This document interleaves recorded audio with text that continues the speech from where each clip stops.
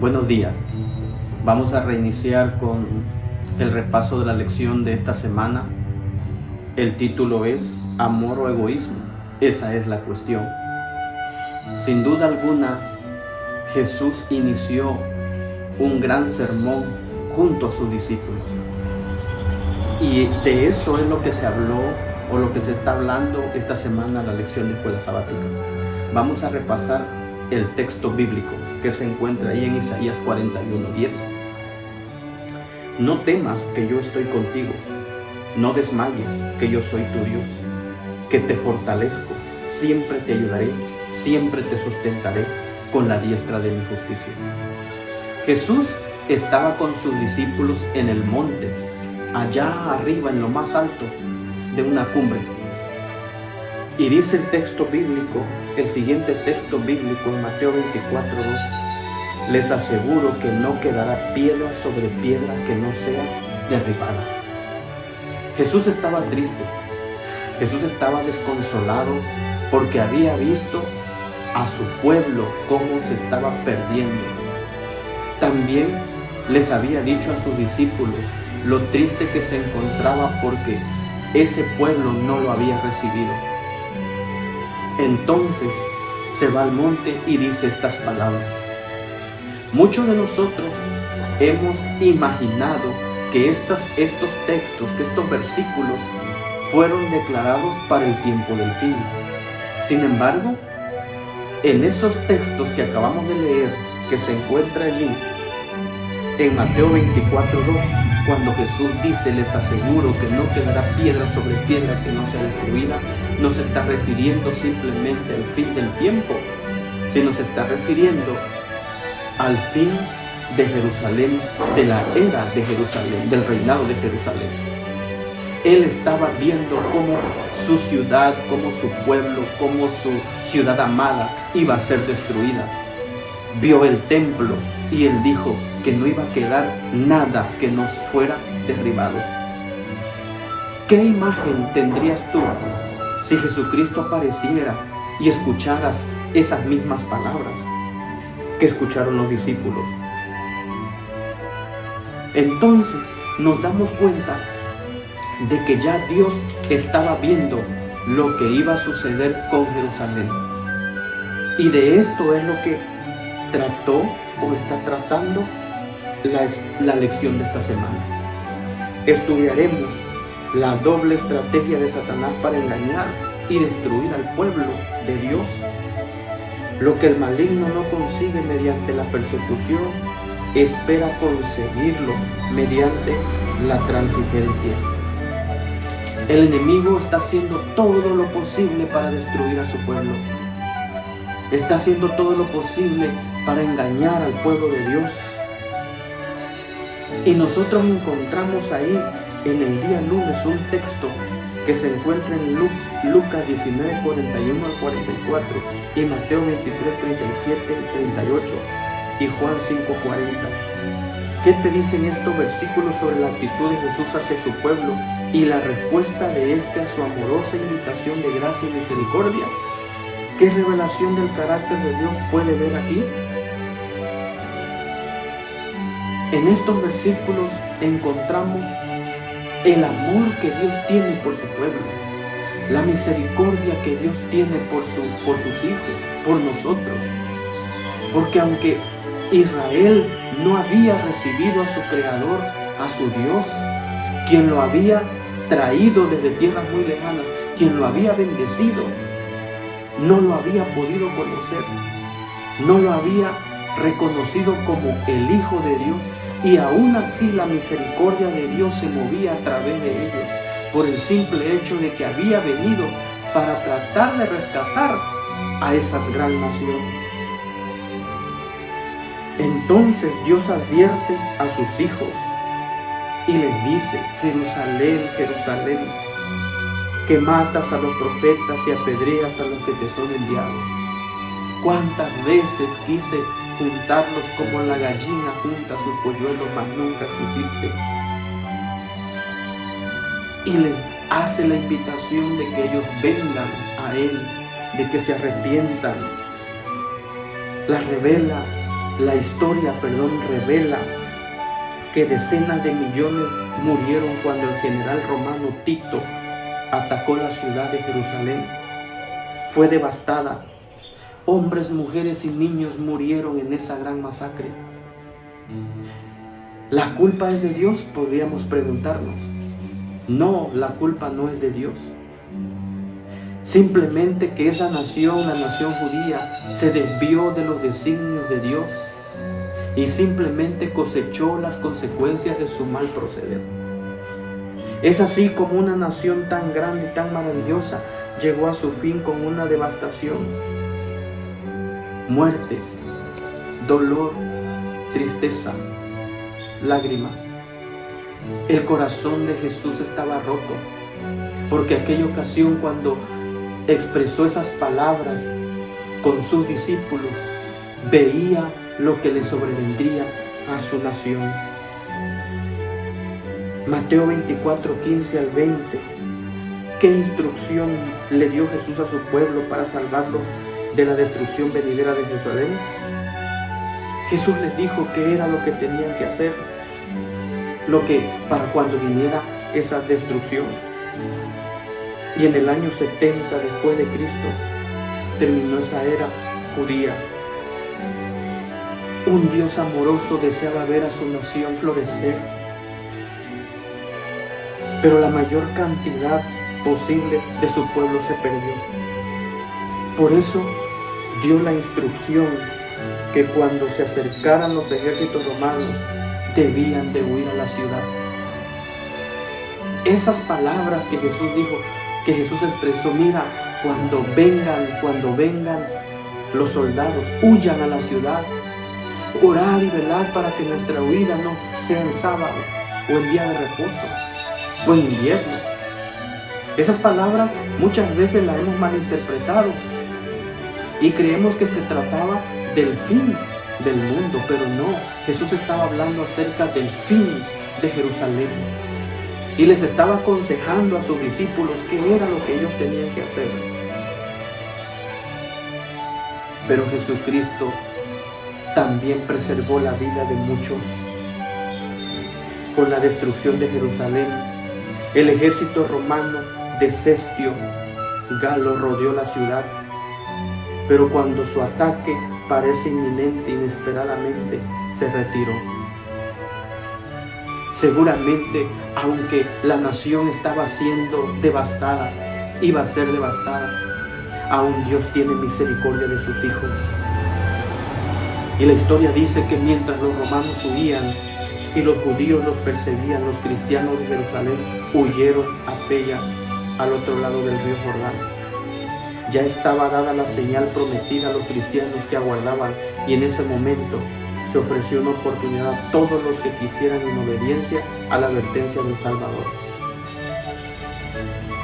Vamos a leer este texto en el Salmo 46.1 e Isaías 41.10. ¿Qué nos dice estos pasajes acerca del cuidado providencial de Dios? Mira cómo dice este salmo: Dios es nuestro amparo y nuestra fortaleza, nuestra ayuda segura en momentos de dificultad. Nos enseña además estos versículos, querido hermano, que por más que una persecución sobrevenga en nuestra vida, Dios siempre está tratando de ayudarnos y de socorrernos. Recordemos ese maravilloso salmo que dice: Dios es nuestro amparo y nuestra fortaleza. Dios es nuestro amparo y nuestra fortaleza en momentos de dificultad, en momentos de persecución. Dios es nuestro amparo y nuestra fortaleza cuando estamos siendo abrumados por las aflicciones de esta vida. Isaías 41.10: así que no tememos, porque yo estoy contigo. No te angusties, porque yo soy tu Dios. Te fortaleceré y te ayudaré.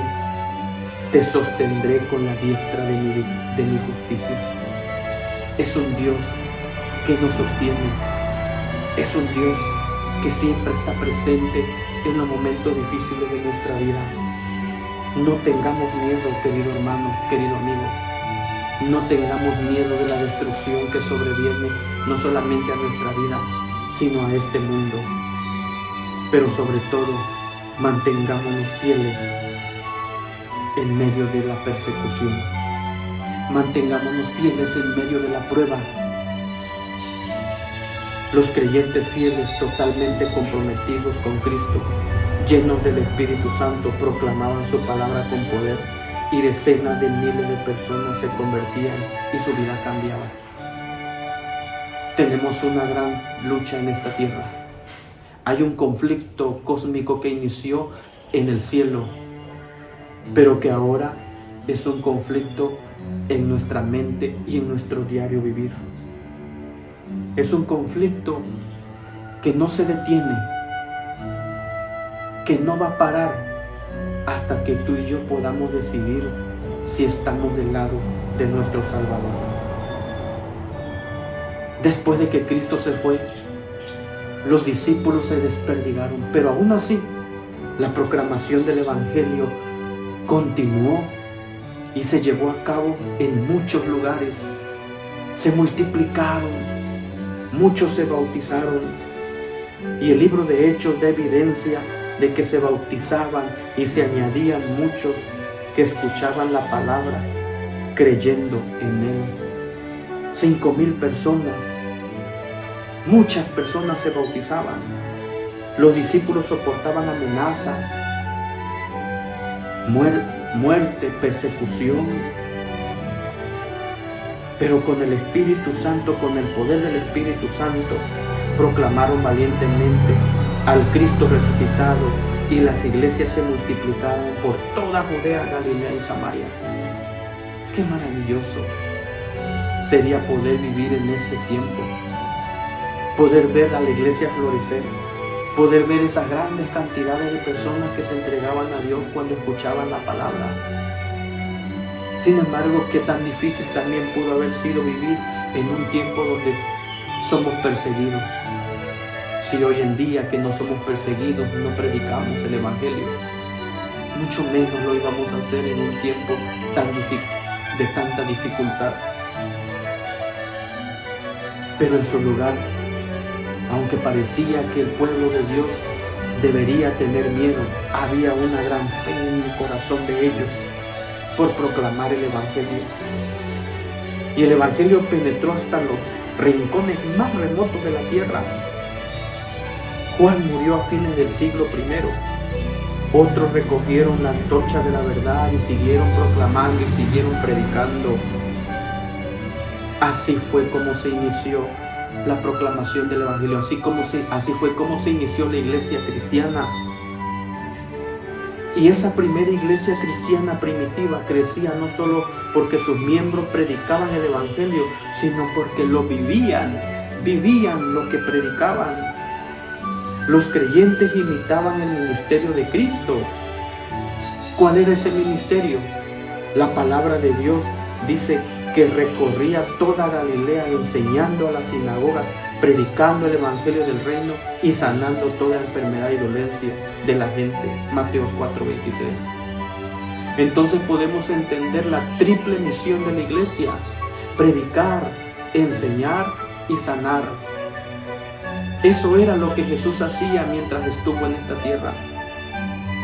Asistía a las comunidades, llevaba paz a las personas que vivían en dificultad, llevaba salud a las personas que necesitaban ser sanas, pero también enseñaba a sus discípulos porque sabía que Él se iba a ir y que tan pronto Él se fuera, ellos continuarían la tarea de predicar el Evangelio y de enseñar.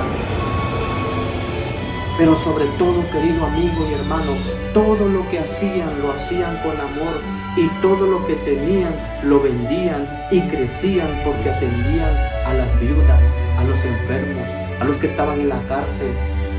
Hacían esa obra que quizás hoy no estamos haciendo y no estamos realizando. Jesucristo se pasaba haciendo el bien.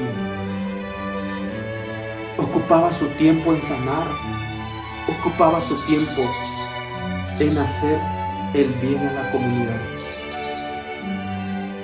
¿En qué ocupas tu tiempo? ¿De qué manera predicas el Evangelio? A veces no es necesario predicar un sermón.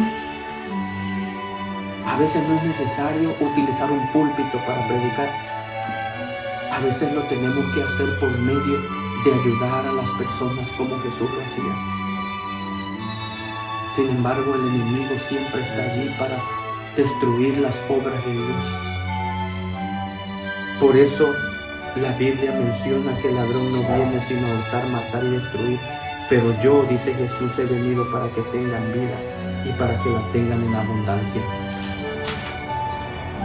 Querido amigo, Dios está presente en nuestra vida. Hoy en día está aquí con nosotros, está ahí donde estás escuchando. Dios está presente porque quiere que su pueblo continúe y persevere. En la última parte de la lección de esta semana, habla acerca del amor. En esto conocemos que sois mis discípulos si tenéis amor los unos por los otros. El que ame a Dios, ame también a su hermano. Querido amigo, si tenemos a Dios, tenemos el amor. Si amamos a Dios con un amor infinito y supremo, vamos a amar también a nuestro prójimo. Porque así lo dice la palabra de Dios. Son la principal obra del amor la que nos mueve a predicar el Evangelio, a ganar este conflicto que está llegando a su fin. Son principalmente las obras de un amor sumamente noble las que llevan a muchos a poner una marca sobre nosotros. Es el amor simplemente lo que nos mueve a amar a los demás. Pero ese amor no es un concepto, sino es una persona. Es Dios mismo, el amor que nos debería mover para hacer el bien. Y una de las mayores revelaciones del amor de Dios se demostró cuando dos pandemias devastadoras asolaron los primeros siglos, en el 160 después de Cristo y 265 después de Cristo. Los cristianos dieron un gran paso firme ante esta humanidad y entendieron que tenían que mostrar el amor a esas personas, aunque no fueran cristianas y creyentes. Muchos cristianos dicen que en esa pandemia se metieron a ayudar a aquellas personas que tanta necesidad tenían. Muchos cristianos perecieron por ayudar y por dar asistencia médica, pero sobre todo por demostrar el amor a la humanidad. El ministerio, querido amigo, desinteresado, abnegado, atento y amoroso de los cristianos tuvo un enorme impacto sobre la población. Con el tiempo, miles y finalmente cientos de miles y luego millones del Imperio Romano se hicieron creyentes de Jesús durante estas 2 epidemias. El amor, el interés por los demás y la atención abnegada en favor de los enfermos y los moribundos generaron una admiración por estos creyentes y por el Cristo que representaban. ¿A quién representamos? ¿A quién representas? ¿Estamos haciendo el bien para representar a un Cristo que vino a hacer lo mismo por nosotros?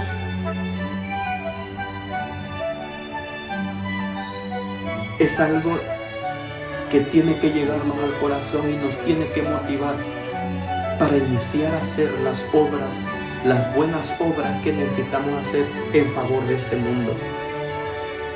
La mayoría de nuestros hermanos cristianos mostraron su amor y una lealtad sin límites a un Dios que demostró hacer lo mismo por todos aquellos que necesitaban. Ese amor, querido amigo, se demuestra en nuestro diario vivir, con las personas con quien nos relacionamos, con las personas con quien hablamos. ¿Qué miran en nosotros esas personas cuando nos ven? ¿Qué acto de bondad ven en nuestros ojos cuando nos miran? Cuando ven que vamos al templo, a la iglesia. Y voy a terminar con una declaración que se encuentra en el conflicto de los siglos página 45 y 46. Y dice de esta manera: vanos eran los esfuerzos de Satanás para destruir a la iglesia de Cristo por medio de la violencia. La gran lucha en que los discípulos de Jesús entregaban la vida no cesaba cuando esos fieles portaestandartes caían en su puesto. Triunfaban por medio de su derrota. Los siervos de Dios eran asesinados, pero su obra seguía siempre adelante. El evangelio cundía más y más y el número de sus adherencias iba en aumento. Penetró en regiones inaccesibles incluso para las águilas de Roma. Un cristiano, al reconvenir a los jefes paganos que atizaban vuestra injusticia, es la prueba de nuestra inocencia, decían. De nada les vale vuestra crueldad. Solo era una invitación más poderosa para atraer a otros a su creencia. Cuanto más somos abatidos, tanto más crecemos en número. Que la sangre de los cristianos es una semilla. ¡Qué maravilloso! ¡Qué maravillosas estas declaraciones! Estar muriendo en una arena, estar muriendo quemado en una estaca y decir que sus muertes era una victoria en Cristo. Al parecer era una victoria satánica, pero no era así, era una victoria en Cristo. Porque mientras más cristianos morían, más se multiplicaban. Porque entonces veían que la obra que ellos estaban realizando era una obra justa. La providencia misteriosa que permite que los justos sufran persecución por parte de los malvados ha sido causa de gran perplejidad para muchos que son débiles en la fe. Pero yo te digo esta mañana que aunque suframos en este mundo, hay una recompensa para todos aquellos que deciden ser fiel a Dios, para todos aquellos que deciden permanecer en Cristo Jesús. Hay una recompensa. Dios tiene preparado para ti una corona, y es la corona de la victoria. Que el Señor te bendiga en esta semana y nos permita, amigo mío y hermano que estás ahí, que nos permita continuar en esta lucha, pero sobre todo que nos permita amar a Dios para poder hacer el bien a los demás. Que Dios sea contigo.